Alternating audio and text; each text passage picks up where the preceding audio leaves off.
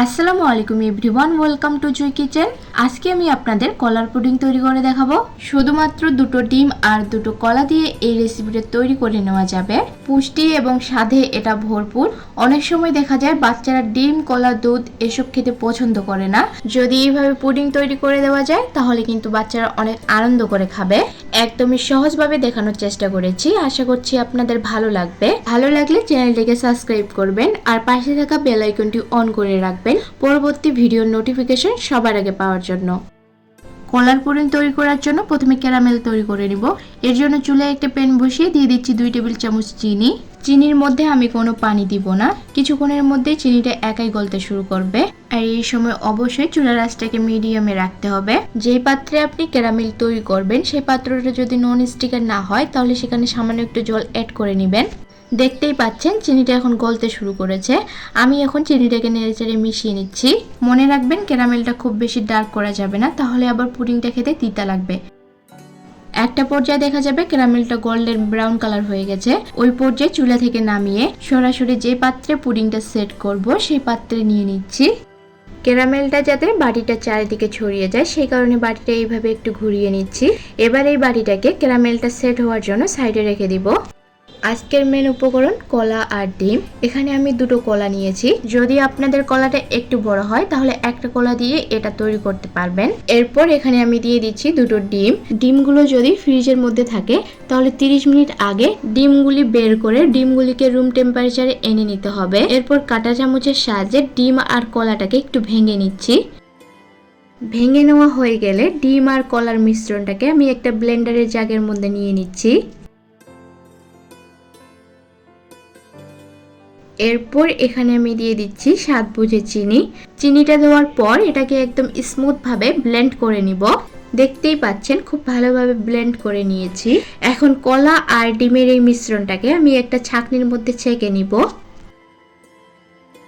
যেহেতু আমি এটাকে খুব ভালোভাবে ব্লেন্ড করে নিয়েছি তাই কলা বা ডিমের কোনো লাম্পস নেই, কিন্তু কলার বিচি থাকতে পারে, তাই একটু ছেঁকে নিচ্ছি। এরপর এখানে আমি দিয়ে দিচ্ছি 1 কাপ দুধ। দুধটাকে আগে থেকে জাল করে আমি ঠান্ডা করে নিয়েছি।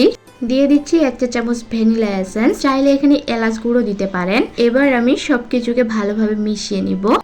এরই মধ্যে ক্যারামেলটা খুব ভালোভাবে সেট হয়ে গেছে।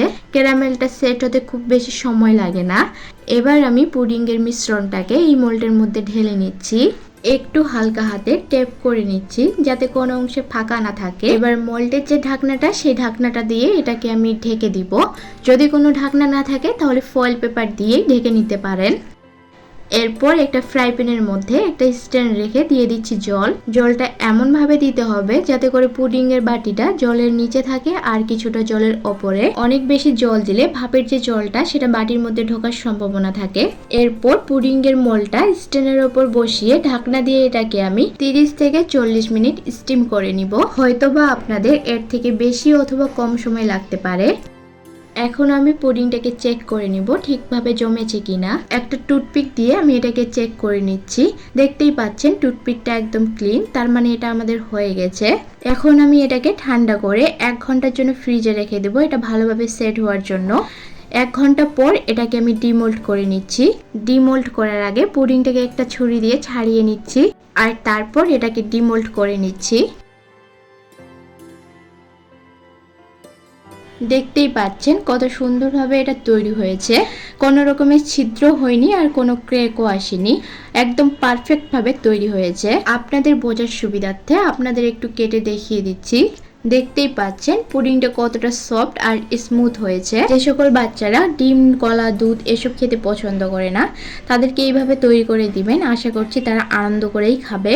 আমার আজকের রেসিপি যদি আপনাদের ভালো লেগে থাকে তাহলে ভিডিওটাতে একটা টুক করে লাইক দিয়ে চ্যানেলটিকে সাবস্ক্রাইব করে নেবেন আর পাশে থাকা বেল আইকনটি অন করে দিবেন যাতে করে পরবর্তী ভিডিওগুলি সবার আগে আপনার কাছে পৌঁছে যায়। আজকে তাহলে এই পর্যন্তই। সবাই অনেক বেশি ভালো থাকবেন। আল্লাহ হাফিজ।